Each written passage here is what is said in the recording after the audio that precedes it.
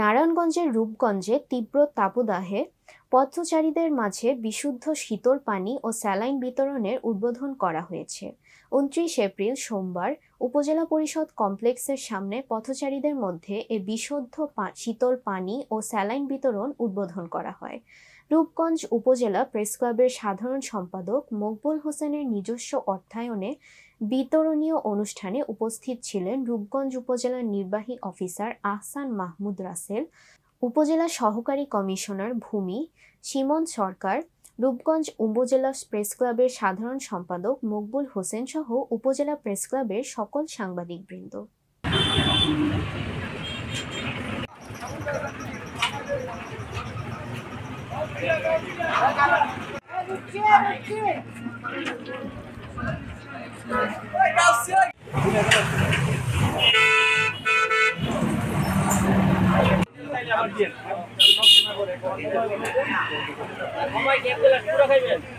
দর্শক, ভিডিওটি ভালো লেগে থাকলে লাইক, কমেন্ট ও শেয়ার করে কাজী টিভি নিউজের সাথেই থাকুন। ধন্যবাদ।